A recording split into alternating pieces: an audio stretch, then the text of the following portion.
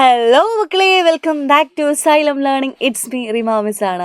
Social സയൻസിൽ വളരെ important ആയിട്ട് പഠിക്കേണ്ട ഒന്നാണ് എന്താണ് ഗ്രഹങ്ങൾ, വാട്ട് ഈസ് പ്ലാനറ്റ്സ് അല്ലേ. ഏതൊക്കെയാണ് പ്ലാനറ്റ്സുകൾ, ഏതൊക്കെയാണ് ഗ്രഹങ്ങൾ എന്നുള്ളത് അല്ലേ. എന്താണ് ഗ്രഹങ്ങൾ എന്ന് പറയുന്നത്? യെസ്, നമുക്കറിയാം, സ്വയം കറങ്ങുകയും സൂര്യനെ വലം വയ്ക്കുകയും ചെയ്യുന്ന ആകാശഗോളങ്ങളാണല്ലേ എന്ത് ഗ്രഹങ്ങൾ, പ്ലാനറ്റ്സ് എന്ന് പറയുന്നത്. യെസ്, നമ്മുടെ ഈ ഗ്രഹങ്ങളിൽ നമ്മൾ ഏത് ഗ്രഹത്തിലാണ് നമ്മൾ ജീവിക്കുന്നത്? യെസ്, നമുക്കറിയാം, നമ്മൾ എർത്തിലാണല്ലേ, ഭൂമിയിലാണ്. ജീവൻ നിലനിൽക്കുന്ന ഒരേ ഒരു ഗ്രഹം എന്ന് പറയുന്നത് അത് നമ്മൾ വസിക്കുന്ന ഭൂമിയാണല്ലേ, എർത്താണ്. അപ്പം നമുക്ക് പ്രധാനപ്പെട്ട പ്ലാനറ്റ്സുകൾ ഏതൊക്കെയാണെന്ന് നോക്കിയാലോ. നമ്മുടെ ഗ്രഹങ്ങൾ ഏതൊക്കെയാണെന്ന് നമുക്ക് പരിചയപ്പെട്ടാലോ. യെസ്, ഓൾറെഡി മക്കൾക്ക് അറിയാം അല്ലേ പ്ലാനറ്റ്സുകൾ ഏതൊക്കെയാണെന്ന്.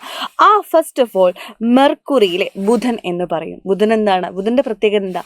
സൂര്യനോട് ഏറ്റവും അടുത്ത് സ്ഥിതി ചെയ്യുന്ന പ്ലാനറ്റ് ആണല്ലേ, ക്ലോസ് ടു സൺ അല്ലേ, ക്ലോസ് ടു സണ്ണാണ് അല്ലേ. അതായത് സൂര്യനോട് ഏറ്റവും അടുത്ത് കാണപ്പെടുന്ന ഒരു പ്ലാനറ്റ് ആണ് എന്താ മെർക്കുറി അഥവാ ബുധൻ എന്ന് പറയുന്നത്.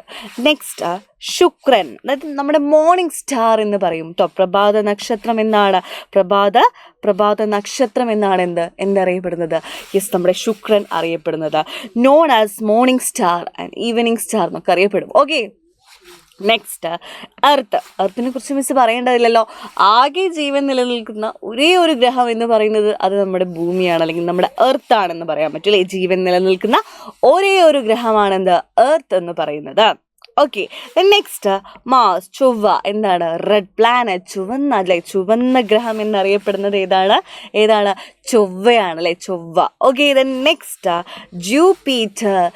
ജൂപ്പിറ്റർ മഴ എന്ന് പാട്ടൊക്കെ കേട്ടിട്ടില്ലേ? ജൂപ്പിറ്റർ എന്ന് പറയുന്നത് വ്യാഴമാണ്. ഏറ്റവും വലിയ ഗ്രഹമാണ് കേട്ടോ, ഏറ്റവും വലിയ ഗ്രഹം, ദ ലാർജസ്റ്റ് പ്ലാനറ്റ് എന്ന് പറയും. ഓക്കെ, ഏറ്റവും വലിയ ഗ്രഹം ഏതാണെന്ന് ചോദിച്ചാൽ ഇതാണ് വ്യാഴം അഥവാ ജൂപ്പിറ്റർ ആണ്.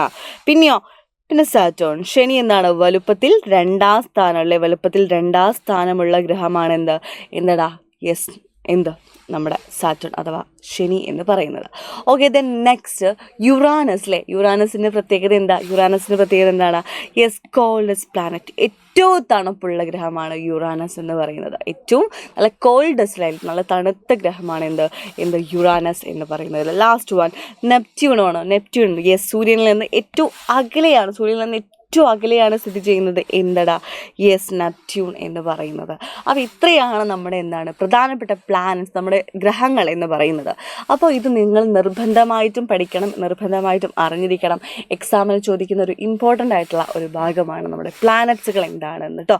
എന്താണെന്ന് മനസ്സിലായില്ലേ? അപ്പോൾ എത്ര പ്ലാനറ്റ്സുകൾ ഉണ്ടെന്നൊക്കെ മനസ്സിലായില്ലേ? അപ്പോൾ ഇതേപോലത്തെ കുഞ്ഞു വീഡിയോസായിട്ട് മിസ് ഇനിയും വരുന്നതായിരിക്കും. ടാറ്റ, ബൈ.